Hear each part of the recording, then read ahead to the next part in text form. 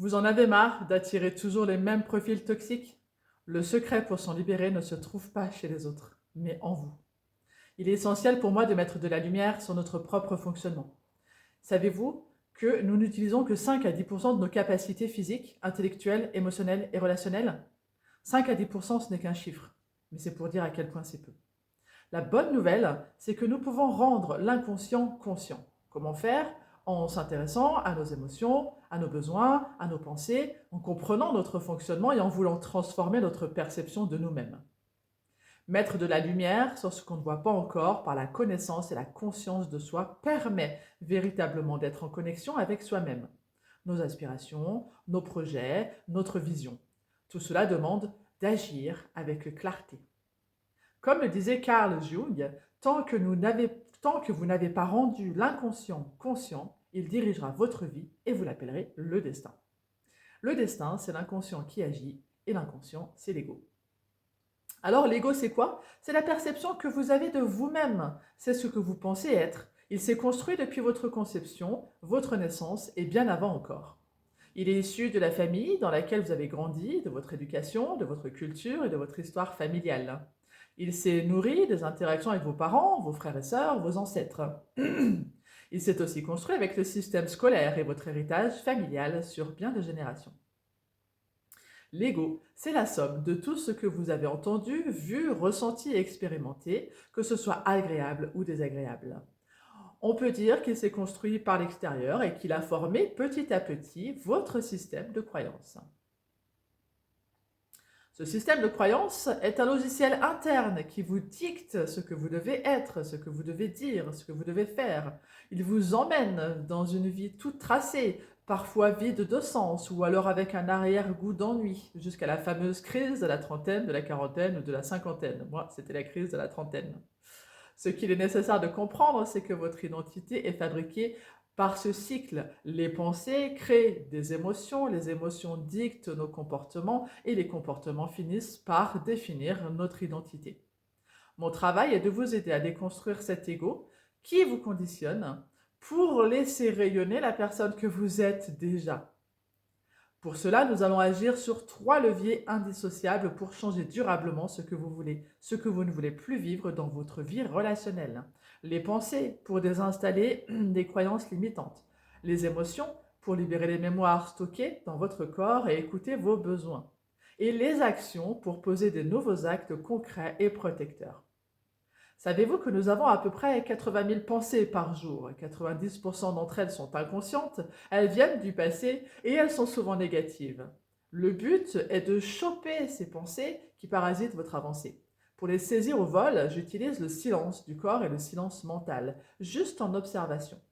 Une fois la pensée identifiée, le but est de la transformer en ce qu'on appelle une pensée positive, quelque chose qui nous élève. Il est nécessaire de la répéter et de ressentir ce que cela nous fait dans le corps. Si en créant une pensée positive, vous ressentez toujours des émotions lourdes et que vous sentez qu'il y a une dissonance entre les deux, eh bien il est temps de s'intéresser aux émotions car elles sont des centres d'énergie. Depuis l'enfance, on nous a appris à les stopper, à ne pas les exprimer, arrête de pleurer, arrête ton cinéma, arrête d'avoir peur. Mais l'émotion réprimée reste stockée dans notre corps et finit par créer des maux, des maladies ou des tensions. Les émotions sont nos alliés, elles sont nos copines, ce sont nos GPS, elles sont là pour nous guider vers nos besoins. Nos besoins, c'est ce qui nous définit aussi. Le message d'une émotion est souvent un besoin en manque, qu'il soit primaire, on parle de sommeil, de nourriture, ou de sécurité, ou d'amour, ou d'estime, ou de réalisation de soi. Un besoin peut évidemment en cacher un autre. Généralement, quand on cherche les besoins, j'aspire à en chercher 3, 4 ou 5 pour trouver le besoin intrinsèque. Souvent, nous projetons sur l'autre et nous attendons de l'autre qu'il vienne nourrir notre propre besoin de façon automatique.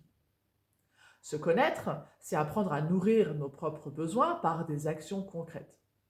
Et puis, il y a aussi les valeurs. Elles sont le fondement de qui vous êtes. Souvent, nous les bafouons pour accepter des situations ou des comportements qui ne nous respectent pas. Nous ne respectons pas nos valeurs. Les valeurs sont votre identité profonde, enfouie sous des couches d'ego. En faisant la lumière sur vos besoins et vos valeurs, vous faites monter le curseur de l'amour-propre, de la confiance en soi et de l'estime personnelle avec humilité et assurance. Et j'aimerais vous parler aussi de votre âme. C'est l'essence même qui vous anime. Elle est cachée sous l'ego, et les couches de conditionnement. Mais elle est beaucoup plus vaste que cette seule existence. Selon mes croyances, votre âme porte en elle les traces de vies passées et de vos vies antérieures. Ce sont des mémoires et des empreintes énergétiques qui influencent vos actions, vos réactions et vos attirances aujourd'hui, parfois sans que rien dans votre vie actuelle ne l'explique. Ces mémoires peuvent également être libérées.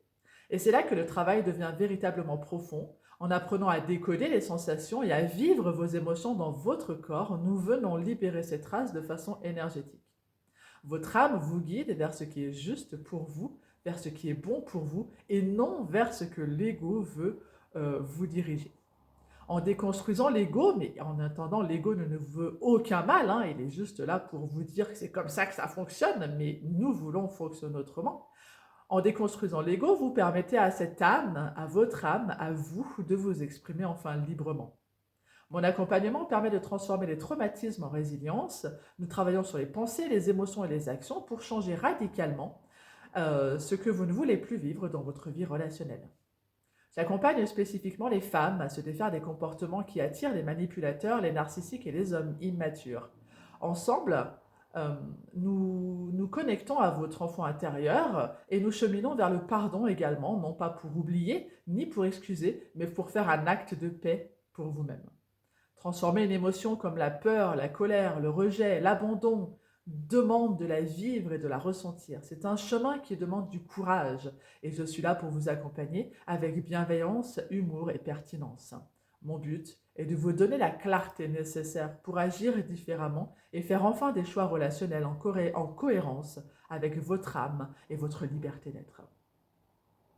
Si vous vous demandez où vous en êtes aujourd'hui, je vous invite à faire un quiz gratuit pour savoir si vous êtes actuellement dans une relation sous emprise ou toxique. C'est le premier pas pour mettre en lumière votre situation.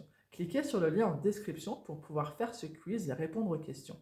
Je suis Stéphanie, votre coach en libération émotionnelle et relationnelle, et j'ai hâte de vous aider à faire rayonner votre propre lumière.